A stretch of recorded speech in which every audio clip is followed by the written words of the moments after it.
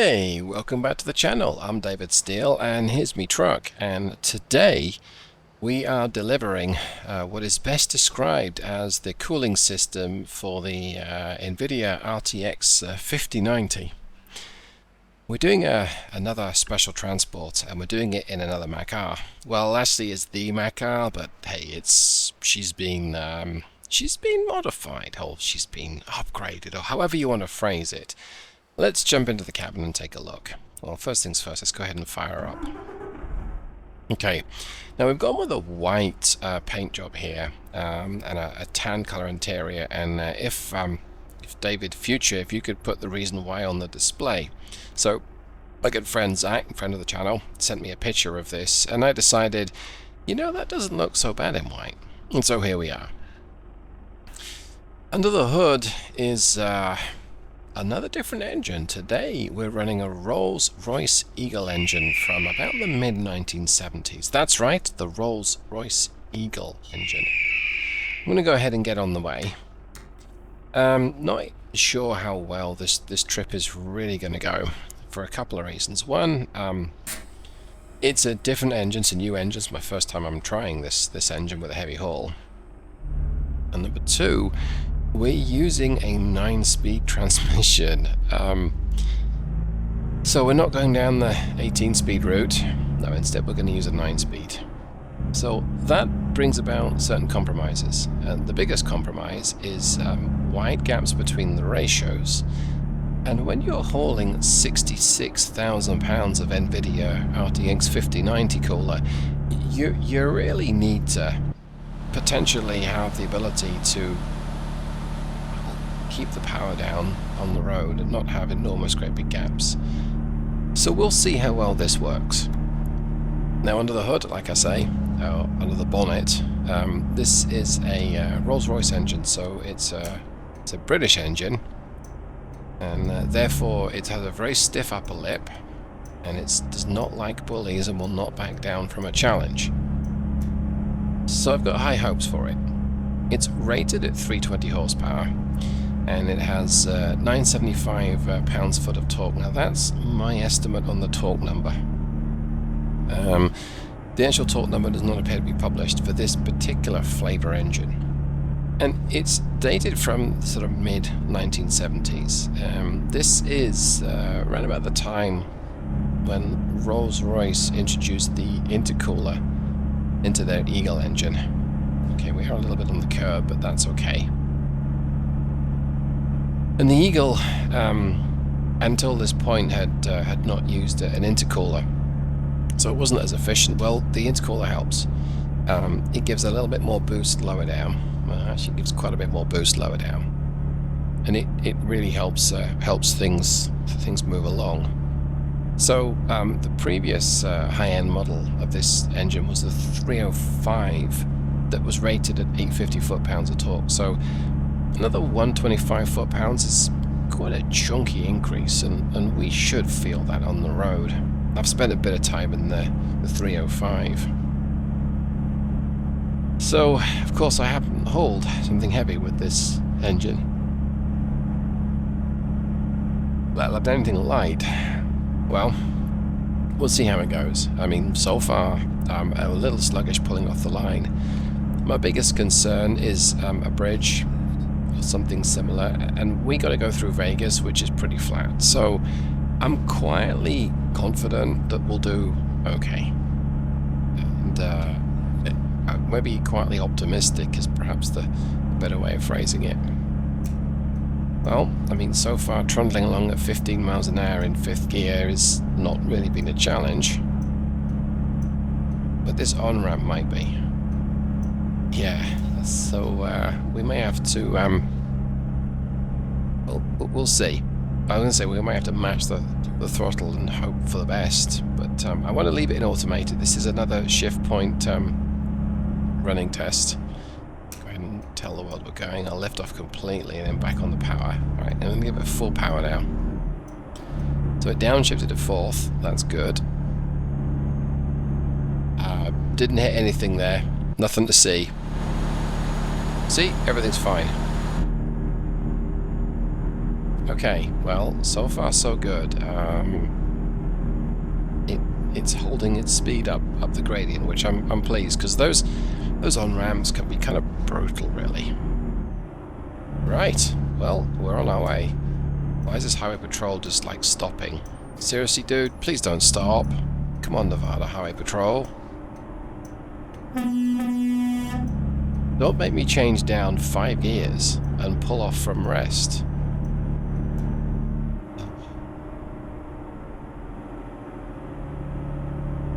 Maybe he still thinks my speed limit's 15. Right, thank you. Okay, back on the power. So that's full beans. We'll take it up to 55. I think I'll switch to my cruise control. We'll let it do its eco acceleration. There we go. All right, we're on the way. Eventually, check the configuration of. Oh, I didn't put my beacon on. There we go. So yeah, as video cards have gotten bigger, of course, the 5090 is the biggest yet, right? Yeah. Slight dose of sarcasm there, and if you don't know British, then yeah, that's a little bit of sarcasm. Now, my expectations for this trip are this Eagle's going to do okay, even with a 9-speed, because it is a relatively flat stretch of the world, and that, I mean, it doesn't look it from this point, so maybe this area is not, but Vegas is pretty flat. So the hope is it'll do just fine. It's a nice straight road running through Vegas. Oh. Wow, big yawn. So I think it's going to be okay. But really, my only concern on the gearing is if we have to stop. This 9-speed, it's a direct drive. This transmission is available in the Stupid Oceans engine pack. It's a direct drive, and I'm using a 355 final drive. So at 55, which is my speed limit, I'm doing just over 1600 revs. And that seems to be, the Eagle's pretty happy at that engine speed.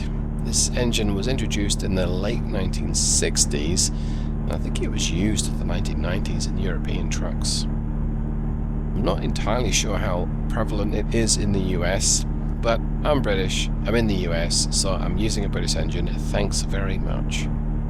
It's a 12.2 litre donk, and it's an inline 6. Now, confusingly, Rolls-Royce used 3 engines with the Eagle name. Excuse me, another big yawn. 2 of them were aviation engines that probably wouldn't fit in a Mack R600, although challenge accepted. And then this one was released a good sort of 25 years after the Second World War. Well, I have to say, my prediction's been quite correct. We are ambling along through Vegas here. Consumption will be a little less than the non-intercooled trucks engines, because under like-for-like circumstances, the intercooled engine should be more efficient. Now, like-for-like and should, I mean, why are you stopping? Why are you slowing down? Of course, like-for-like and should are words that every trucker likes to hear. But what we mean here is that driven the same way on the same route, it should be slightly more efficient than an equivalent non-intercooled engine. Now, I don't have an equivalent non-intercooled Rolls-Royce Eagle engine. I don't have a 320 horsepower 975 foot-pound torque engine. But I do have the 305 850, which, like for like, will have to work that little bit harder for that little bit longer. And so that's going to hurt its fuel consumption a little bit, but it may, because it can't burn as much, it may be more efficient perhaps in the city. Perhaps. But because the intercooler allows the air going into the engine to be cooler than otherwise, it can build boost lower, so you change gear less, and every gear change is wasted fuel. That's the mindset anyway. So the long and short are, once we're in top gear, we can stay in top gear that a little bit longer with this particular intercooled engine versus the 305. I think I'll get my speed up to 55 actually. I did set my cruise back at 45, but there we go. Yeah, so far so good, and I really don't have any criticisms. I mean, other than, do you have to have such a powerful cooling system, NVIDIA? Let's see, he wants me to turn off. Okay, well I guess we'll go ahead and cut power right now. We don't need to burn gallons of diesel just to cover the next mile or so. Make it clear. Yeah, I can't see much past those enormous, great big cargo.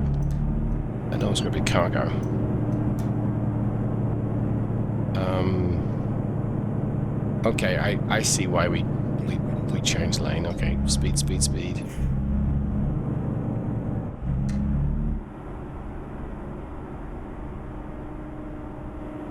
Didn't trickle through here. Quick look over my shoulder. I'm cutting the grass a little bit, but okay. I'm going to go ahead and use both lanes.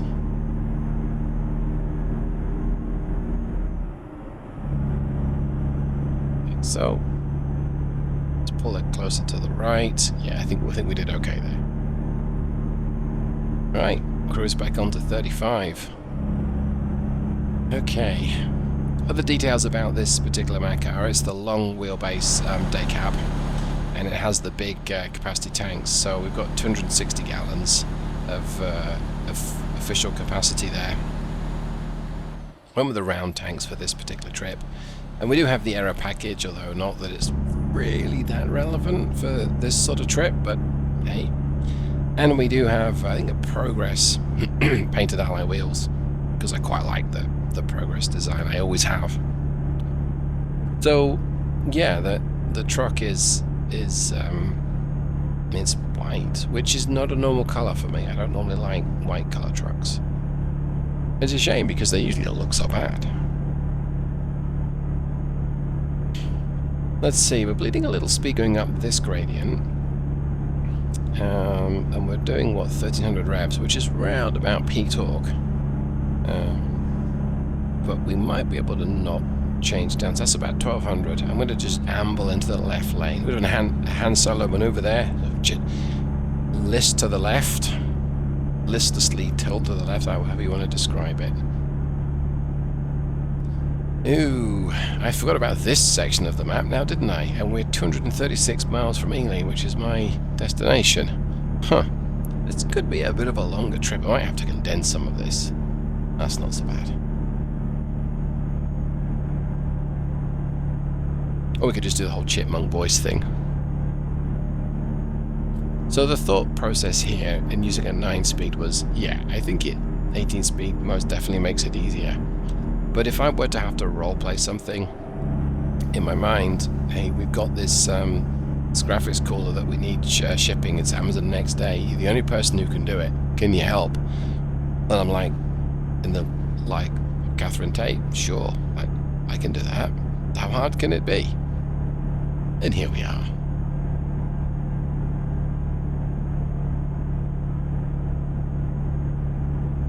Yeah, I wonder if we're going to run out of time on this trip. So it says 5 hours, but if this is kind of hilly, oh, we've got 10 hours. We're fine. No problem. I don't expect to run low on time. It'll be fine. It'll be okay. Right? It should be fine. Oh, bit of a downhill stretch, so we might be able to get up to 55. Maybe not. This really does seem to be the dark desert highway, except it's light, but it's definitely desert. Yeah, oddly enough, it picks up speed quite nicely down a hill. Who knew? Okay, let's switch back to monitoring my temperatures. We've been working this engine pretty hard the whole time. Yeah, 209. I mean, it's not terrible. And I think if we were letting it rev that little bit higher, we'd see higher temperatures. But I'm not concerned. that the temperature's high. In fact, I would say that this is a pretty straightforward trip so far. So I'm going to take a swig of my drink. And let's back off. Actually, let's back off the power. I don't want to run into the cop. A little bit of engine brake here. Yeah, we are going too fast. We do not want to get busted speeding. There we go. Okay. Collision averted.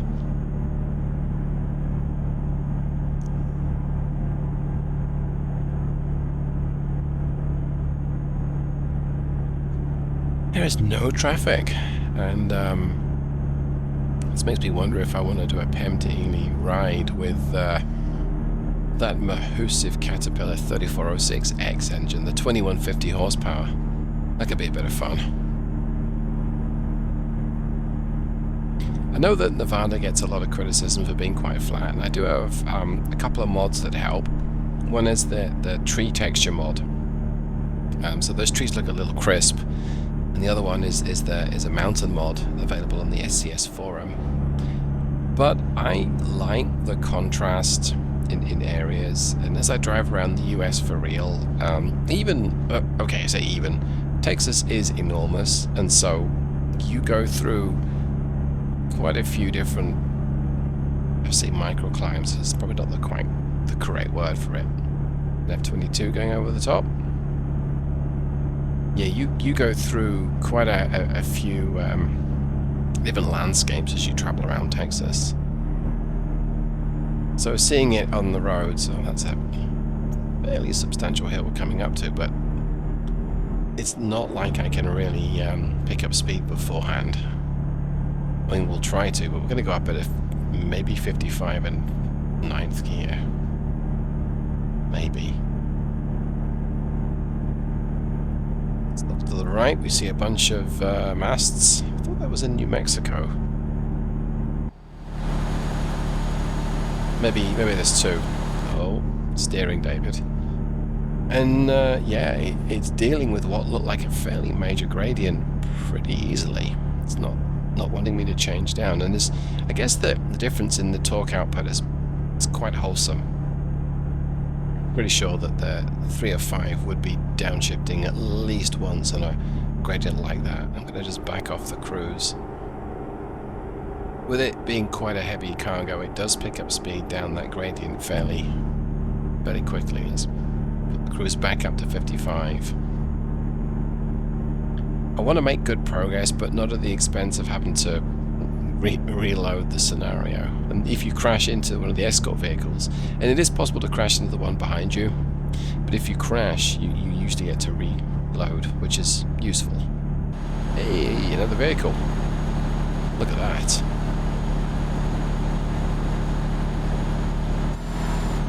Like this Cascadia was bullied there, but then again, we do have pretty wide cargo.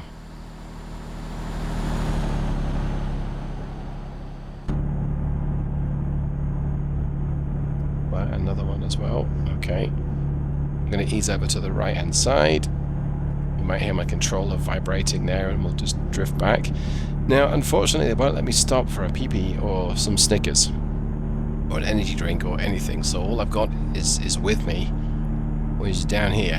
Oh yeah, that's not good. I've got no snacks. That's a shame. Oh, speed. Some of this engine braking. There we go. Engine brake is reasonably effective. I will look and see if there is anything about the Eagle's engine brake being particularly efficient or otherwise. Okay. A little bit of service brake there. So yeah, it's a little weaker than I said the Caterpillar one, just a little weaker.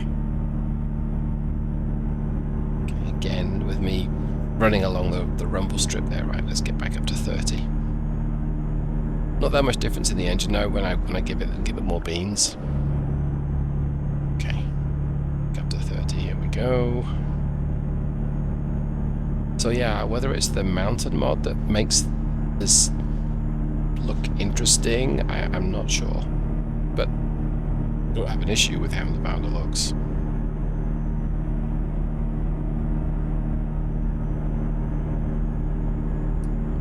Let's get back up to 55 if we can. It's a pleasant 85 degrees Fahrenheit out there right now. And I couldn't say whether we've got AC or not in this. Does it show me? I don't know that it does have AC. I couldn't see that it had. You know, just because we can, let's go ahead and open the window a little bit. There we go. Now, with it being an older design, I don't think that will ruffle my hair too much. It's a bit noisy though. Could lean across and open the passenger side window, but I don't really want to steer off the road, so they'll probably get upset if I do that. It's a little too noisy. Let's go ahead and close it. What? What? What do you mean that is not what happened? Good grief. No, that is not what happened. I was like right with them. And here's a little quirk with ATS. When it reloads this particular save, it doesn't switch to the loading screen. Instead, you sort of sit here and you wait. And I don't have my computer dashboard showing on the display, but let's just say we've got. Maybe I could show it or not. I don't know. Does that show it? Perhaps. My CPU use is spiked up quite a bit. It's at 50%. So whatever it's doing something. It's not terrible. Oh, I've seen that there you get that little screen. Okay. Right, well, I guess this puts me on a hill. Great. Oh, seriously, game? Oh, okay, we might. Thank goodness. So it wouldn't let me move off there. That could have been trip ending, but we managed to do it. Thank goodness. And it's taking me to the governor because this is obviously a steep enough hill. Okay, I think we had a lucky escape there. That could have been special transport ending, and I've had to have tried it again with maybe something more powerful. Okay, so that's how quickly and you can fail a special transport mission, but you do get the chance. Well, that must have one for that shed. But you do get the chance to do it again, which is nice. Okay, this cop needs to maybe just ease off. Am I that wide? Does my butt look big in this? Oh, I don't know. Okay, right, come on then, let's get back up to 55. Now, don't think it puts my temperatures back where they were. No, it doesn't, so all that heat we'd built up into the system, it's gone away, but hey. That's okay. Let's see, let's look at my little mini-map. So we're coming out to PO. She's actually put me quite a distance back, it looks like. Well, I feel like I need to come back on this road and just explore what the scenery looks like, because it is a little different. Yes, because I was rambling on about the fact that I couldn't stop for a PP or a Snickers bar up here at this gas station we're going to get to eventually. But the landscape does look interesting. I'm not saying that the newer sections of map look more interesting or less interesting, because I think they are a bit more interesting, but they're a bit more demanding on the machine, and I don't think that this looks terrible. When ATS Road Trip becomes available, which I don't know when that's going to be, I don't know that they've definitely for sure 100% confirmed that it is coming. It's going to be Road Trip, but this could be interesting to rumble through here in I'm gonna just suppose a convertible Mustang or Corvette or something like that. Hopefully some nice European cars, or they'll mod some European cars in. Because see, now here's the thing, and if you are American, you might find these next remarks, I don't say offensive, but I mean you might do. There's something about most American cars that if you're from Europe, you're like, you know, this doesn't really hang together as well as I would like it to. I think it's just a different market. Like, for instance, most everything seems to have a label in it in an American car, like written down words. Not quite everything, but in my European cars, or my British, cars sold into the British market, you got a picture of an electric window. Well, over here, it may say, more often than not, electric window, or power mirror, or sunroof, rather than just a picture or an icon or a symbol. And now my first thought was, well, what if you're blind? Where's the braille? I'll let that one sink in for a bit. But yeah, it's just a difference. Build quality does not tend to be quite as good. And roads, some roads are way better in the US, but it depends on the state, and depends where you are. Some roads are just as terrible as they are in the UK, and vice versa. You don't like roundabouts much in many of the states I've been to, and that's a real shame. But it has massively improved how my tyres wear out, or don't wear out. So yeah, I'm not complaining there. Yeah, I think that tells you something about my roundabout technique. But on the whole, most American cars are they leave me just disappointed.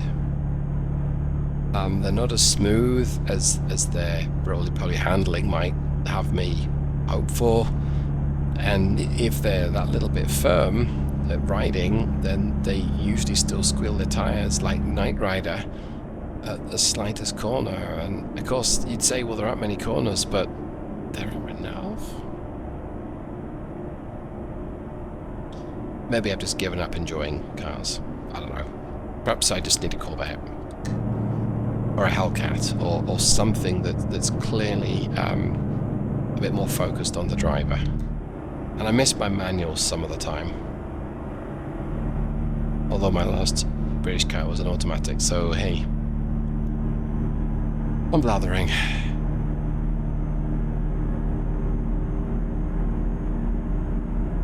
Well, I need to really say that this engine is doing remarkably well. In terms of size, it sits between the Caterpillar 1673, 1674 and the 1693. That's the big 14.6 litre I just swerved left there. Sudden feeling that I want my NVIDIA cooler to strike the guardrail. That'd be quite embarrassing.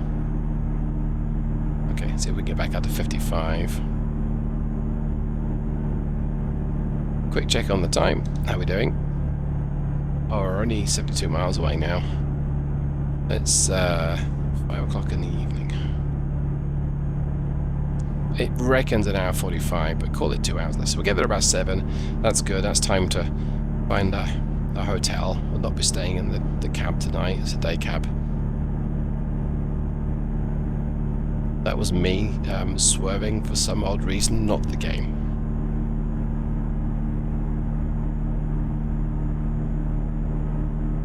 Swig of water.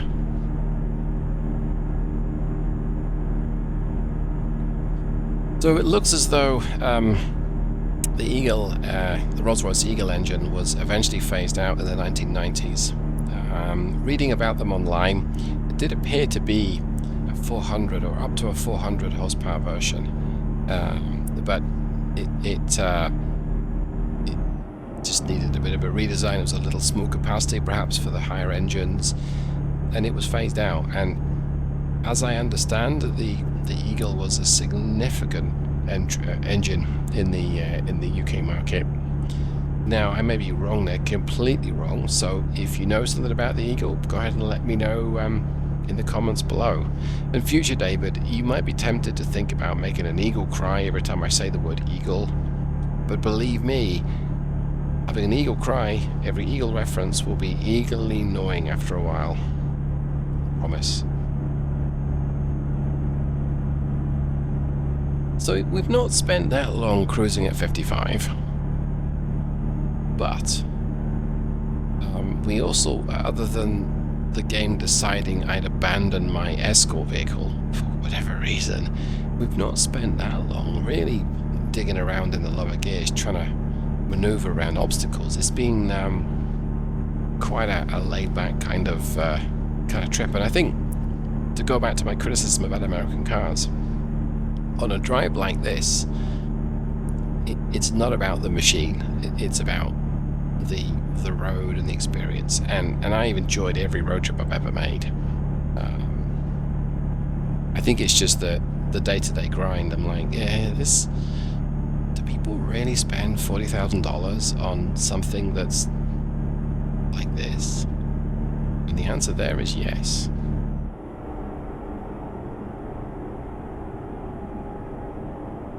So I bought myself a pretty ordinary, everyday piece of transportation.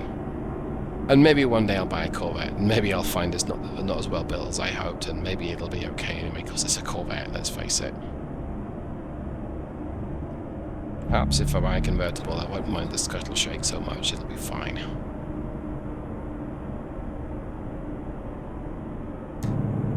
I don't like the darkness here. This is kind of like, I mean, I've got lots of things to run into that wouldn't necessarily see me. But thank you, officers. Appreciate that. I'm going to use all the space I've got here. I think we're good. Yep, I think so. Okay, we're back on the power. So that's what I mean by not spending so long messing around in the lower gears, but we're in 6th gear at 20 miles an hour. We've only got 3 left. 7 to 25. Alright, let's resume on my cruise control. It's a bit of a downhill slope here. We'll let it get itself up to 55 if we can before the road inevitably climbs. And no, we'll not be doing 55. Let's set my cruise at 40. Sometimes these little winding sections can be really misleading. Yeah, this one, you go in at 50, recommended speed, and they drop the speed. So if you're trying hard to keep your momentum up, you're trying to keep your speed up, and then you suddenly have to slow down around a corner in the wet. I don't really fancy doing that with... it's not raining, but I wouldn't fancy doing that. This lighting is beautiful. I can see better as well with this third-person view, is that I can't steer so good. Yeah. Come on. Yeah, okay. Oh, that's a bad idea. It looks beautiful, but I cannot steer. Okay, bring it to the right. It'd be really embarrassing if I ran into this Mack anthem, just because I was driving third person.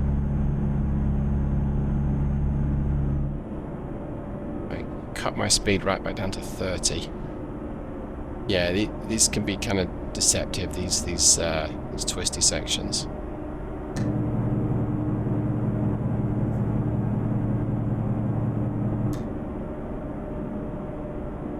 Really don't want to overspeed through here. Okay.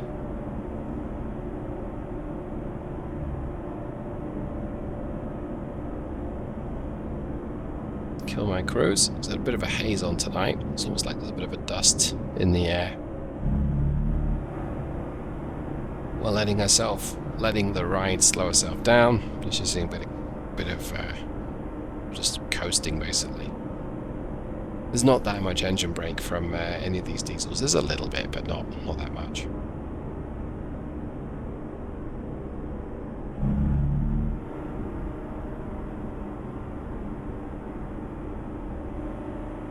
Let's see if we can keep it going at about 20. In fact, let's get a bit of power on. Let's get a little bit more power on so we get back up to 20. Good grief. You do feel the weight, but then that's true of any low-powered engine. I will use my indicator even though I don't really need to.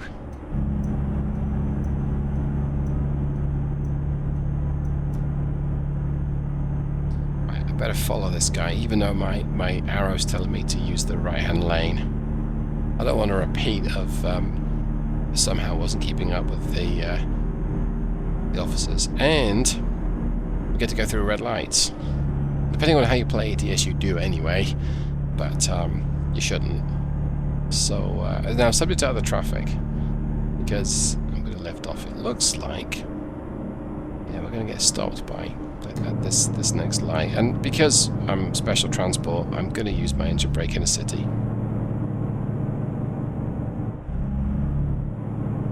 We'll get to go really soon anyway.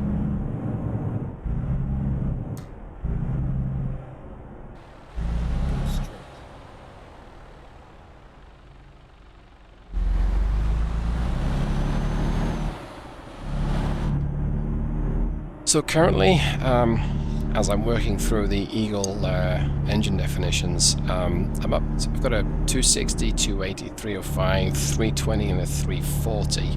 This is the 320. Only the 320, 340 are the intercooled engines. The other ones are non-intercooled, and so there's a bit of a difference of flavour there. That's a more interesting aspect of the older engines. The fact that you have those that are not intercooled and those that are intercooled, and the difference in efficiency and where the power is. Now, I'm guessing that not all engines were intercooled because it was expensive to engineer the intercooler into engines and then to build all the components and so on and so forth. These days, I think any turbocharged engine is going to be intercooled. Be they for a passenger car or a sports car or a truck, it's going to have an intercooler included there. I'm sure of it. I don't think they just wouldn't not do it. Wait, they wouldn't design one without it.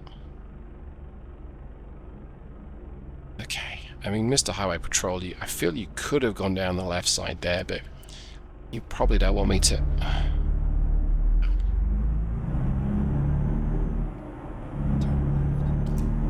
I mean, could you really not have fitted there? But you know, could you? But then again, I suppose I wouldn't have. Right, I was going to hope that everyone stops and they see me and they don't try and move into me, including you, Poop Brown Prius. Stay. Would not wish to be hit by a Range Rover. I'd never live it down. Oops. Oh, it's okay, it's a Jeep. Not sure what that was. Oh, it was a bus. That's fine, it's a bus. Oops. And I don't think that disqualifies you from completing the missions, so that's very good. Is this... Oh, now that's cool. I didn't realize that you were taking...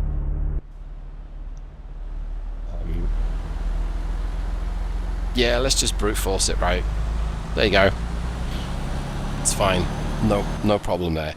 Yeah, I didn't realize you were taking the NVIDIA graphics cooler to a new cyber cafe, right? No, this is going to be a pain to get into the spot, I think.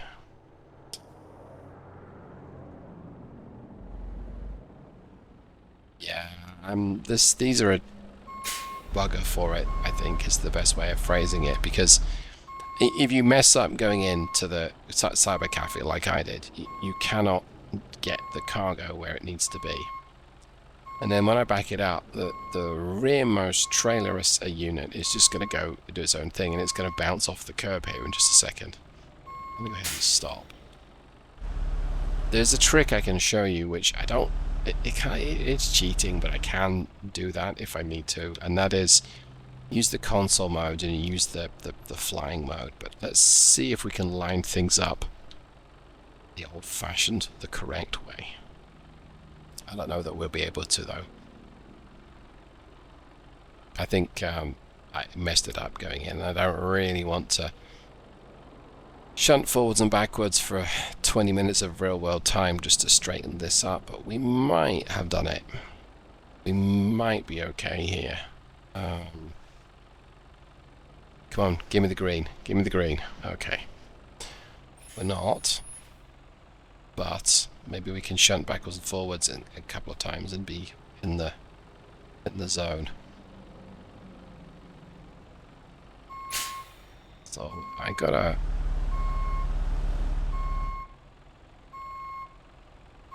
somehow try and get this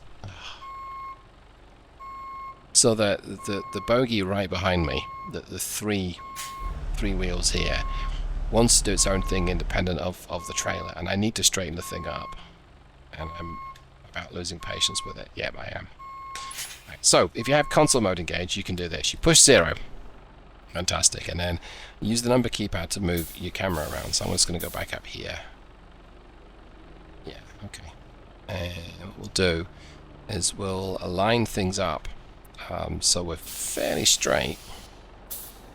That hissing sound is my ride height going up and down. And we'll go ahead and just do it here. And then when you've found the right position, you control F9. Right, and it puts you back there. And of course, it's also changed my shift, my gearing, and it's not done it. Okay, so go back to 0. I'm going to move back. That's the sound of my adjusting my height. So we're not straight. Oh, I see what the problem is. Okay, so we'll move right, line it up, and then we'll go right back down here. And point to be around about here. Control F9. Right, there we go. Go ahead and try and maneuver it. Let's get my ride height back to where it should be. See, this is a weed, but it really does save me spending 30 minutes shunting backwards and forwards, getting increasingly frustrated and quite unprofessional, don't you know? And just not being able to do it. Some of the special transport missions are much harder than others. This one doesn't help I messed up. Right, we're here. So I'm going to go ahead. I'm going to let it idle, and we'll drop the trailer. Let's see how well we did.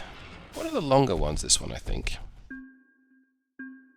So, we did 339 miles. It's a special transport. Like I say, that is a longer trip. And we used 80 gallons of fuel, so that's about 4 miles per gallon. Which, all said and done, not bad. In fact, it's a little better than 4 miles per gallon. So I think that we would give the Eagle a tentative thumbs up. Of course, it's British, so it's going to be better than the American engines, right? Discuss in the comments below. Have a great day. I'll see you later. Goodbye.